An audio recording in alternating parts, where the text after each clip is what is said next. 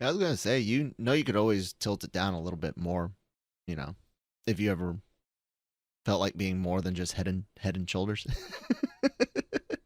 There you go. Yeah, yeah, yeah. Hey, look at that. What's up, man? What's up, Manny? Bro, I'm tired, bro. I'm jet I lagged. bet. I'm surprised we're here, dude. Not gonna lie. Uh, how was the show? How was the weekend? It was good. I think um it was good. It was lots of fun stuff. Uh lots of friends, obviously, and I think that's really the best part of it Oh all. yeah. Is just and then also Jason and I the comic source uh we realized that with the conclusion of this year, we've been Mhm. covering conventions together for 10 years Wow. now. Yeah. Wow. Well, Yeah, conventions with the minimum, I'd say of about 3 to 4 shows each. Minimum. nice. That's awesome. That's awesome. Almost as awesome as our intro. Hello, everyone. Welcome to the Daily Cup of Genre here on the Genreverse Podcast Network and YouTube channel. You can find us on all your favorite podcast apps, including Amazon Music now. So that's pretty cool. Subscribe on the YouTube channel if you haven't already for the Daily COG. We've got shows dedicated to anime, Star Wars, Marvel, and then a couple of other, general everything and trailer reactions, lots of great content. lrmonline.com is the website for all your entertainment news, needs, opinions, the podcast, written articles with reviews, celebrity interviews, and more. I'm Kyle, that's Manny, and keep talking, man, about the show. What was it like? This is the first LA con since the No, this is the second pandemic? one. Oh, okay, Yeah, second one this is the second first one. one where they didn't require masks. Okay, so was this, more full, more exciting? How was it compared to the first one back? um, it's about the same as the first one back. I think what made the first one back a little bit more special, what it was a ton of people's first show back Mm, since the pandemic. So it was a little weary, it was a little like who knows, but um overall it's a good show. I just feel like it might be starting to lose its identity a little bit. hmm It doesn't feel like it feels like one of those, it's starting to feel like one of those fan expo shows more than anything. mm, um but I will say that they did add an entire additional hall for anime and gaming, mm, which was nice. They had a ton of guests on that side too. Long lines for signings. Don't I know who the bet. voice actors for any of those things were. I probably know a few. You probably know all of them. No, Uh, because just a short side on that. There's only a few voice actors that I even know by name, and oh, that's just like the sheer number of shows that I've seen it pop in on. We're trying to avoid that trap we're in here in the West, where we're involved in producers and writers and actors, is on and off camera lives that affect our opinions and enjoyment. We're trying to avoid that for okay. anime, but anyways. Yeah, but I think for me the biggest highlight was Elijah Wood and Sean Austin had a Oh panel, yeah, I saw that and video. that was a whole lot of fun because obviously I'm a big Lord of the Rings fan. So I was front and center for that. I'll have coverage for that as well. LeVar Burton what had a kind of a spotlight panel also, which was very strange to see one of my childhood icons on stage, Hmm. just kind of talking about, of course, like things like reading and whatever, and things that he's involved with, and then speaking of childhood, also Steve Burns had a spotlight panel. Obviously that's Steve from Blue's Clues, if you don't know, and that was really cool, just because of he's just the way you'd imagine him, especially after that video he put at the end of the pandemic. Um, he's it was a really nice moment. You just wanted to kind of like sit on the ground and cross your legs and drink your Capri Sun.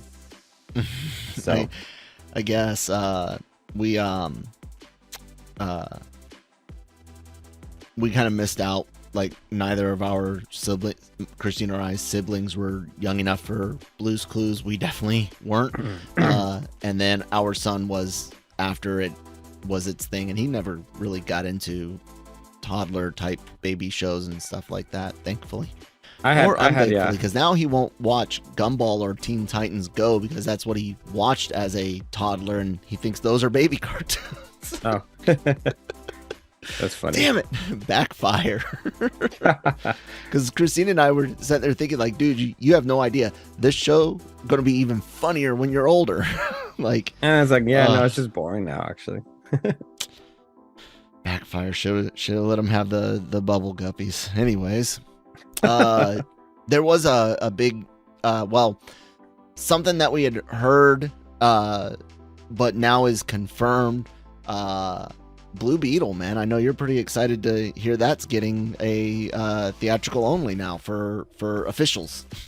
Yeah, like that's really exciting, and it's exciting because Batgirl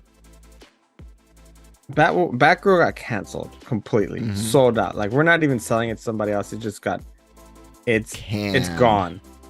And the fact that whatever they had already done, if they're not already done shooting Blue Beetle, was good enough that they didn't just say, yeah, we'll put it on HBO. They said, we're putting this in theaters. Yep. So that's pretty exciting. And it's got a cool new poster up for it on the screen if you're watching us on YouTube. It's got a Journey vibe to it, of course. For those of you that don't know the 70s, 80s band, I believe they started in the 70s. Journey, big in the 80s. Don't Stop Believing, and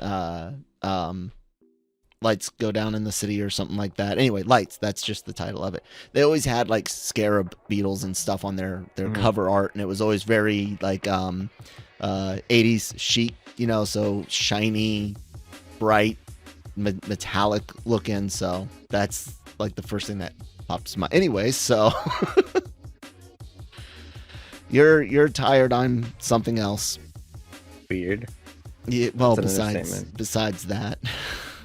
So yeah, I think it's cool, man. So what's really cool about it, which means that in 2023 we're gonna get 4 DC projects in theaters. That's really cool. Allegedly.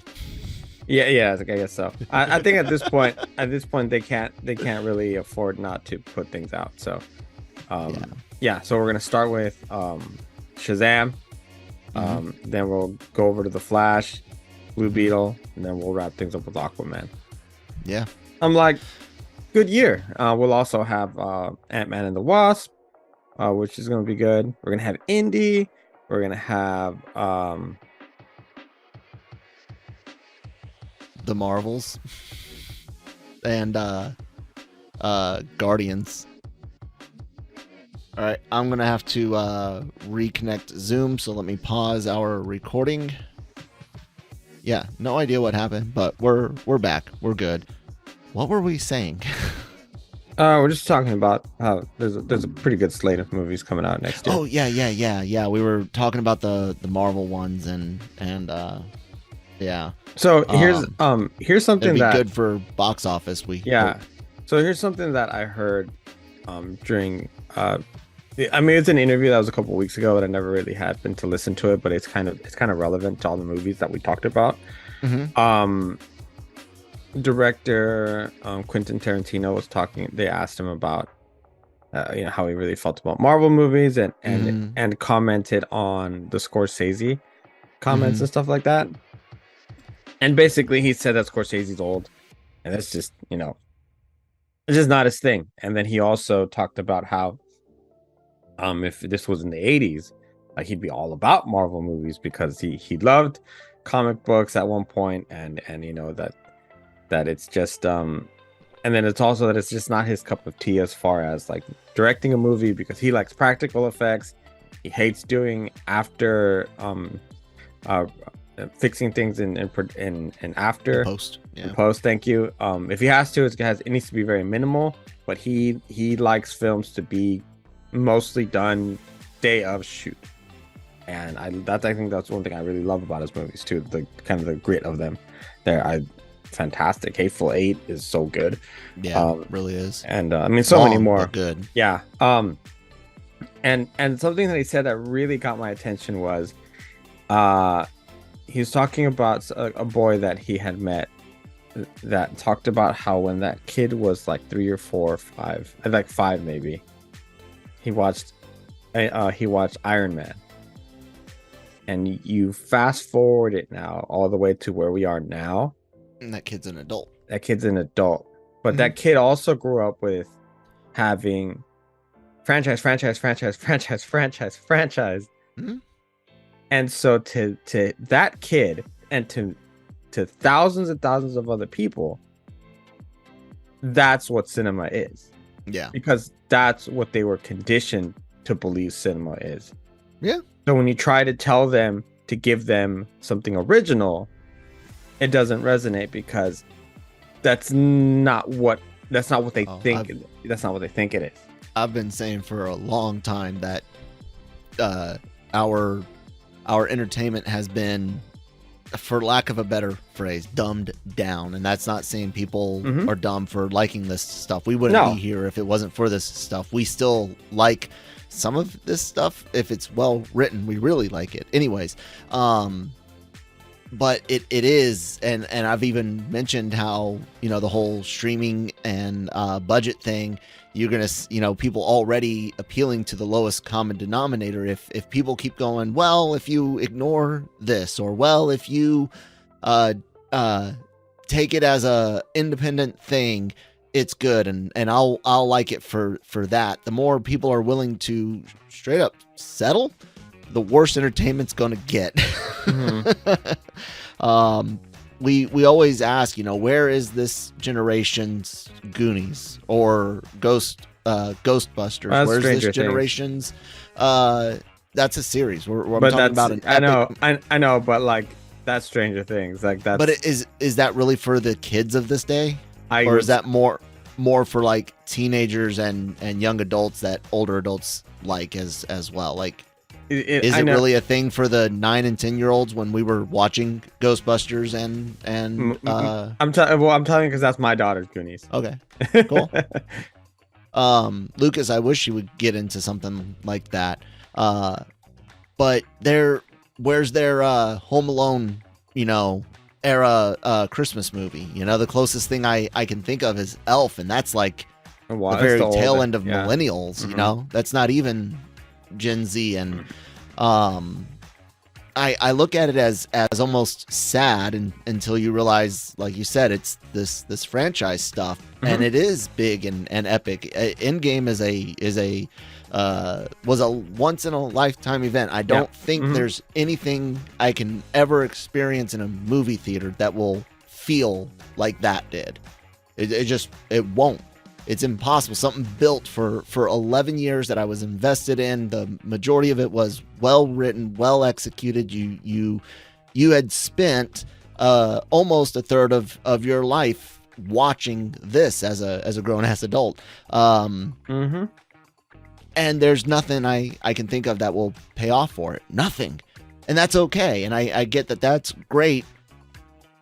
But it's all from one pot, and it is reliant on so much else. And like I said, there's these individual movies throughout time that people mention. Some may have come from franchises, but usually sequels and stuff get ignored in the past. Most of them are just individual movies, and they're lauded for being amazing and timeless, where any generation can watch it and enjoy it. Back to the Future is about the closest thing to a perfect movie I can think of that just stands the test of time. And I want more of that. I want my son to have some passion for something besides this super reliant on each other franchises. Not that is not good, but something else, something additional, something more personal. You know what I'm saying? Like, yeah. No, yeah. That's kind of the point, because even within the franchises, you have things like Andor that have fantastic stories, but they decided to kind of do their own thing, and it's kind of frowned upon. because Yeah. it's quote unquote boring, or it's quote unquote not, it's missing, supposedly nostalgia and things like that. And I'm telling you, season 2 is going to be chock full of and Rebels. it's gonna be very stuff. interesting to see how that second season would play out, because we'll see.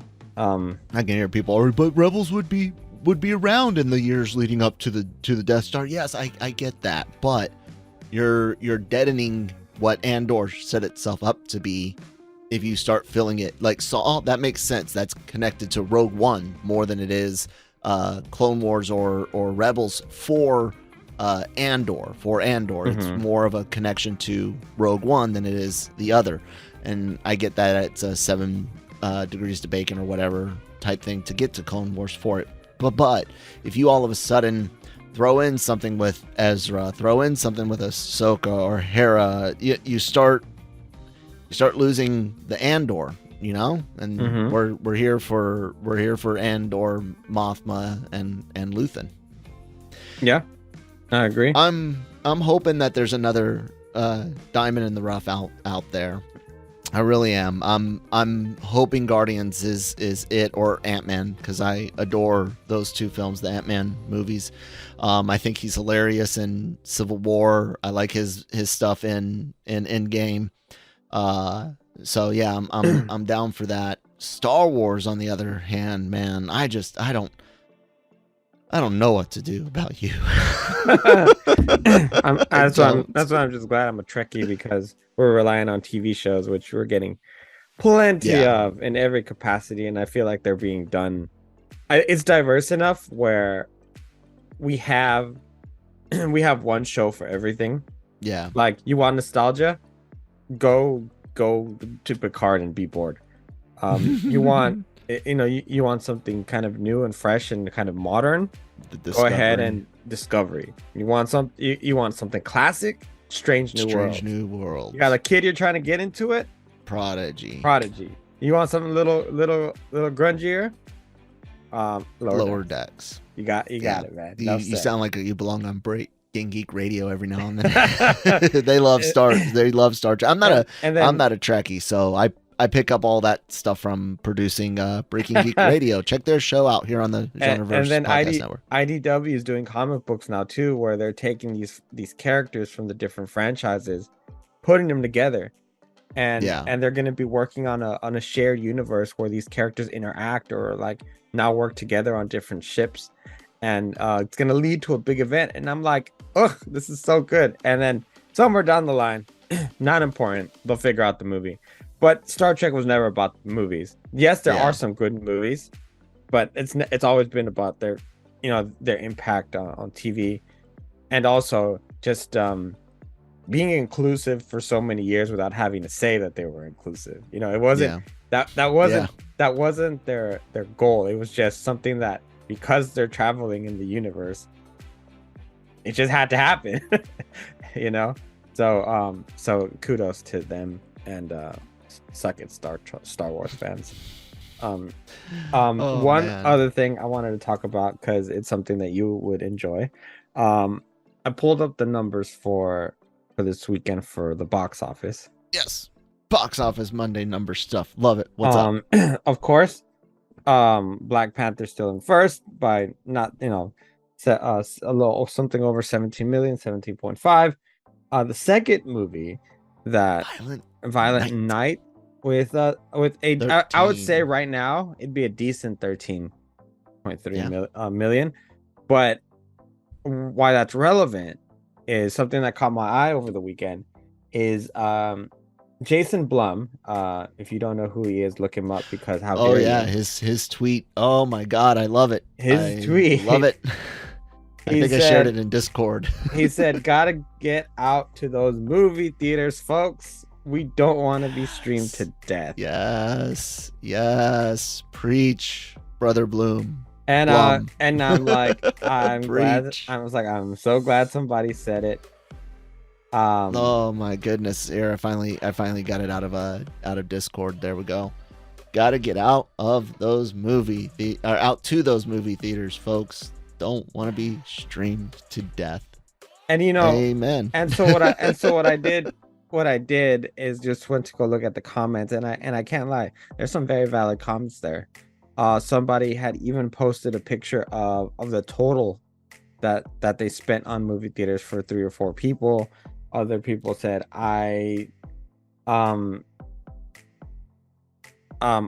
just can't do it because I hate sitting through 30 minutes of trailers, which I'm gonna be honest, that's why, like he said, my girlfriend and I, we don't walk into the theater until we're maybe 10 minutes late. Yeah, because if you got assigned seats, you don't need to be in your seats. Yeah, we do not want to be barraged with trailers either, because we've watched them. But we go to the theater so much that we could recite trailers, and we could recite Regal ads. Like we can, if they're like, oh, like, can somebody do the ad because it's not working today? It's like, all right, I could do it. So yeah, it's you got to get out there. You do, or else all it's these the only way to go streaming. They're gonna they're gonna take you guys kicking and screaming. That's what's gonna happen. Your movies, you guys, we talked about Blue Beetle and others, day and date's gone.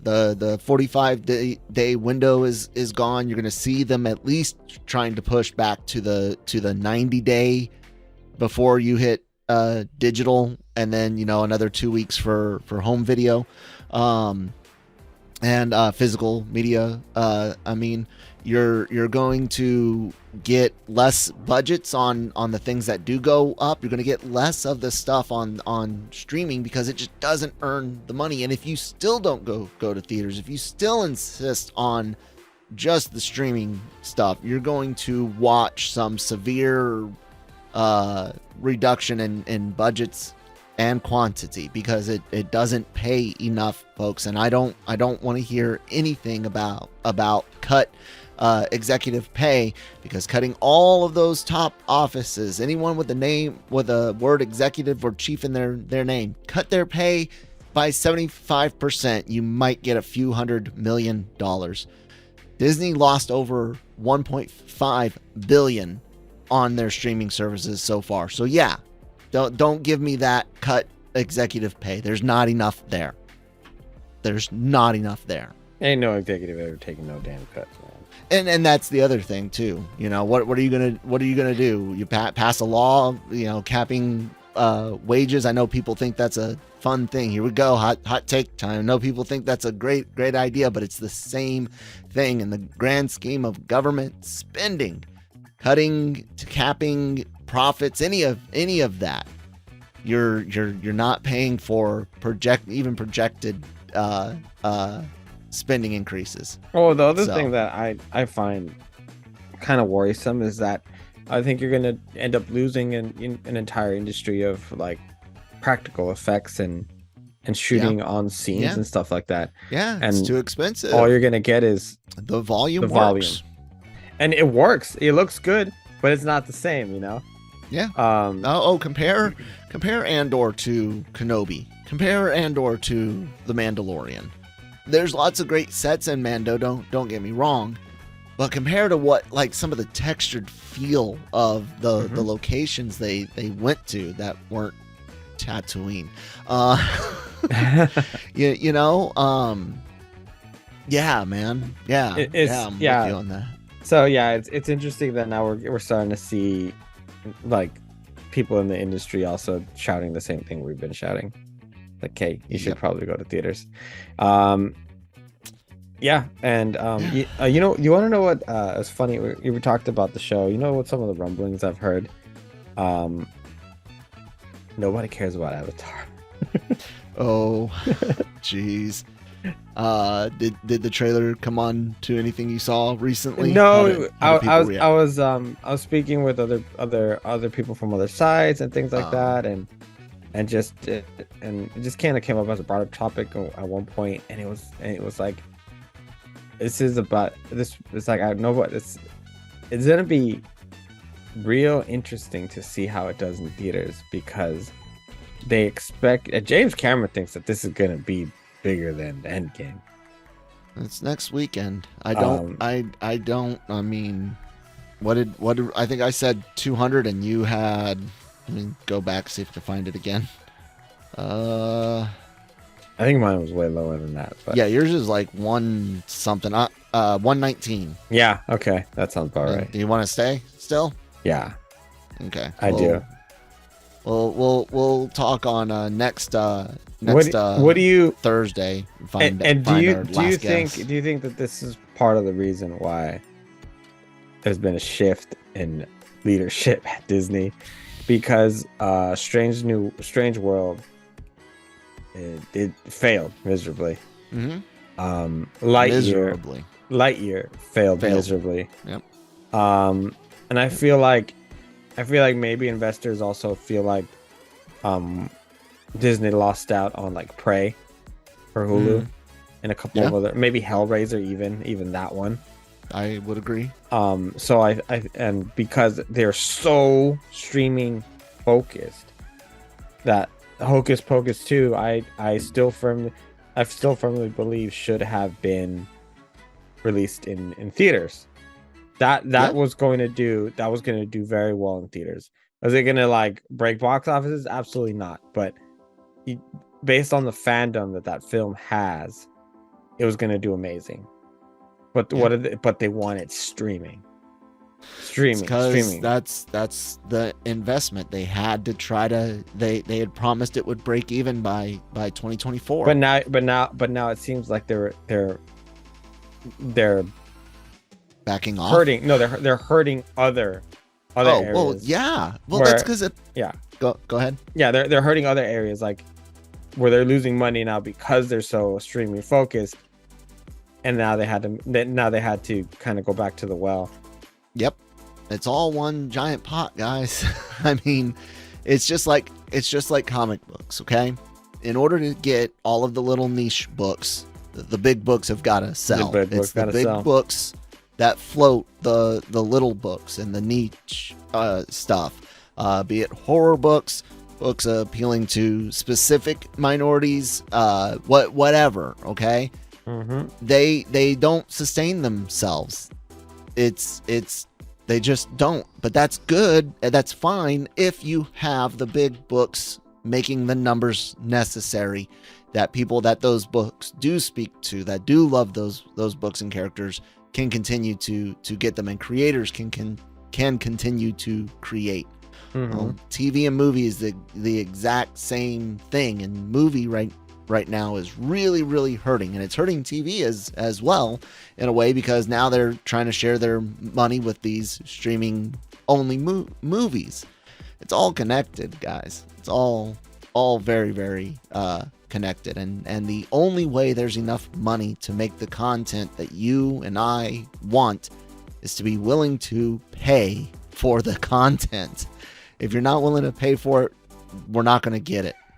Simple as that. Yeah, and it's just interesting to see how, and now like people who betted so heavily on streaming are having to back off. Yeah. And it's it's funny to see. It's not funny to see. It's actually kind of tragic, because we like anyone and everyone should have seen this coming. It's simple math. Yeah, it's just math. And then it's taking into account password sharing, which is really hard to get around, even when they try, and piracy. When you put a high def video on the internet the same day that it hits theaters, or just putting it, very shortly after theaters, it's going to be immediately high quality pirated. That's not good for business. You know who's doing streaming right? I would say in a pretty balanced way. I'd say Paramount Plus has a pretty good grip. Yeah, on the way they do things. They seem to be doing quite well. They've taken all their Star Trek stuff and put it there. So if you're a Star Trek fan, you have to have it, which is fine. And then a lot of times they tease their movies that they're gonna go straight to Paramount, and they go, just kidding, we're actually gonna put them in theaters for a while, and they've done well. Like I think their choices of sometimes changing their strategy even late in the game Smile is a perfect example how it did well. It did well early on in screenings. So very late they decided, boom, we're gonna change it to we're to do a theatrical run, and that's that. And did people get mad? No, they actually just went to the theaters and watched the movie, and became one of the most successful horror movies of the year. Yeah. On a not so crazy budget. So it's interesting. And then also Prime, they got the damn shipping. Yeah, They hold you there. Keeps that. But yeah. but now you got a ton of good content that you're looking forward to. You have The Boys, now you have Lord of the Rings, you have Wheel of Time. Whoa. Lord of the Rings started out okay. I wouldn't call it great at the end. We'll see how Rings of Power season 2 goes. Okay, that's your opinion. You have and you just have movies also that come out there. They might have a deal with DC coming soon. Yeah. But they also have infinite money, so essentially, basically. Yeah. So but it comes to show. And then I feel like Netflix, like, it always finds a way to kind of stay there and like unbothered. Like I'm sure, I know they have their ups and downs, but I mean, and their price increases. It seems like but it's so grandfathered in that I don't see anyone getting rid of it. And then you have you have a Stranger Things, and then boom, you have a You, and then you have whatever, and the next show, and then every now and then they'll drop a sleeper hit like the Dahmer thing, and Wednesday seems pretty popular. So Wednesday is super popular, and it's their most streamed thing, even over Stranger Things. You have to remember, and this is no knock to it, because I had fun with it. I didn't think it was the greatest thing ever, but I did have fun with it. I liked it enough to where I'd enjoy a sequel. Right. But it did come out during a holiday weekend. Everyone was home, which comes to a great strategy as far as releasing it. Not releasing releasing Bros during a horror season was a horrible strategy. Yeah. So compare that to like releasing a Wednesday on a Thanksgiving weekend when all the kids are home. Amazing strategy. Smart. Yeah. Smart. Anyways, Annie and I got a bit of a late start. We also had the little hiccup there in the middle, so we'll go ahead and put a pin in it right now, guys. Thanks for listening.